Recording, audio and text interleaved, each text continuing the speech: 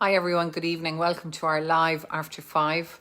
I would just like to share a story with you. A gentleman called into our office today, and obviously the location and the gentleman's name is confidential, so I'm not breaching any trust here.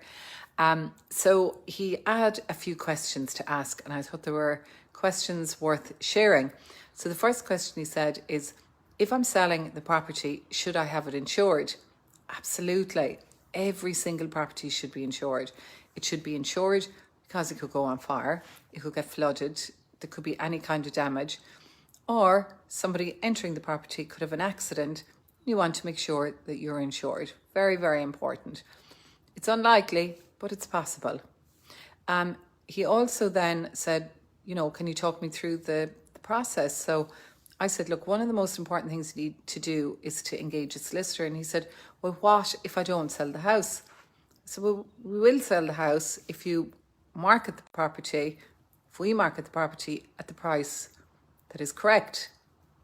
Now, when we're doing an appraisal on a property or valuation, we look at market evidence. We look at properties, similar properties in the area that have sold and what they've sold for.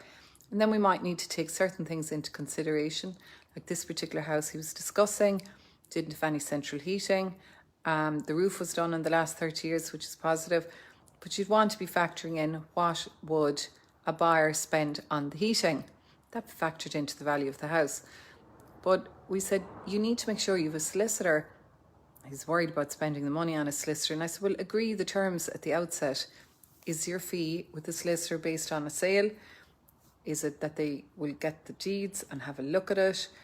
Just ask and get a recommendation from a solicitor and get a list of all the outlays. But I said, you want to make sure that what you're selling is registered with the land registry and that the folio is correct. In other words, what you're selling is actually registered as your property. And I was explaining some problems that we've had with some sales when the properties, the maps basically weren't correct. So we recommend that you engage your solicitor, you agree the fees in advance, and that all of the advance work is prepared. That means that when you have a buyer ready to go, that buyer can expect to pay their deposit promptly, and their solicitor will receive a copy of contracts, and they should go out within a week. They should. There's no reason why contracts should take weeks and weeks and weeks and months to go out. You need to be organised, because the longer and the bigger the delays, the more likely it is something will go wrong. And as it happened anyway, we had to look on Land Direct while he was in the office. And lo and behold, the entire property, there's an issue with what's registered with the land registry. So it's better to get these problems fixed before you go on the market, because they can take some time.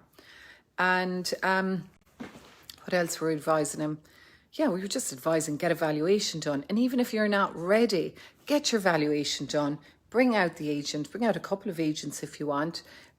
Get your solicitor lined up, and make sure that all of the prep work before going to market is ready.